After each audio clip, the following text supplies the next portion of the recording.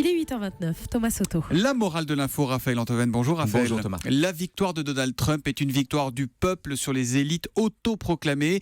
De tous les commentaires qui ont accompagné le triomphe du candidat républicain aux États-Unis, c'est celui-ci qui revient le plus souvent et c'est cette phrase-là sur laquelle vous avez choisi de vous arrêter ce matin. Je vais y arriver. Oui, parce que tout est faux dans cette phrase. Hormis la victoire de Trump, évidemment. Je veux dire, on dit victoire du peuple. Mais quel peuple ? 50% de votants avec 46% d'abstentionnistes, c'est juste la moitié d'une moitié. Le peuple, c'est quand même plus que ça. Oui, mais peuple ici, Raphaël, ce n'est pas uniquement une affaire de quantité. Peuple, ce sont les laissés pour compte de la mondialisation, ceux qui délaissent justement les élites des côtes Est et Ouest. Pardon Thomas, le peuple, c'est tout le monde. Et pas seulement le milieu d'un pays. Mais surtout, qui peut penser que parmi les électeurs de Clinton, il n'y a ni laissés pour compte, ni victimes de la mondialisation ? Les démunis n'ont pas moins voté Clinton que Trump, lequel compte aussi parmi ses électeurs des gens qui, comme lui, sont infiniment riches, ou bien des partisans du port d'armes, des climato-sceptiques, des suprématistes, des adversaires de l'IVG. Je veux dire, à quel titre l'ensemble socialement et idéologiquement disparate des électeurs de Trump s'attribue-t-il l'exclusivité du peuple ? Bon, mais les élites autoproclamées, alors est-ce que cette expression ne désigne pas tout simplement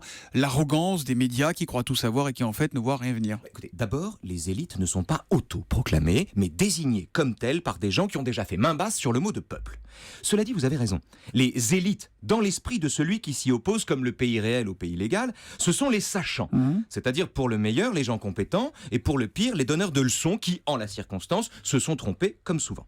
Dans la République, Platon fait la guerre aux sophistes qui, parce qu'ils ne croient pas à la vérité, sont les premiers démocrates qui considèrent à juste titre que n'importe qui peut faire de la politique.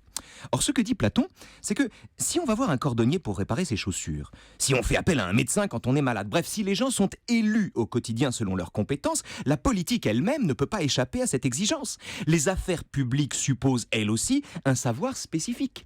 Or, en disant cela, Platon ne crée pas une caste, mais il observe un phénomène typiquement démocratique dont l'élection d'un homme qui n'a jamais fait de politique est exemplaire. Mais quel phénomène ? Le sentiment, Thomas, que puisque chaque voix pèse le même poids, alors chacun dispose du même savoir. L'idée fausse et maquillée en élitophobie que puisque la politique est l'affaire de tous, alors elle peut être le métier de chacun. Bref, le dévoiement de la sublime égalité des droits en l'absurde équivalence des compétences. Et la morale de l'info ? La victoire de Donald Trump est d'abord la victoire d'un peuple autoproclamé sur une caste imaginaire. Et voilà comment Platon et Raphaël Antoven commentent eux aussi l'élection américaine. Merci Raphaël, à demain matin. À demain matin.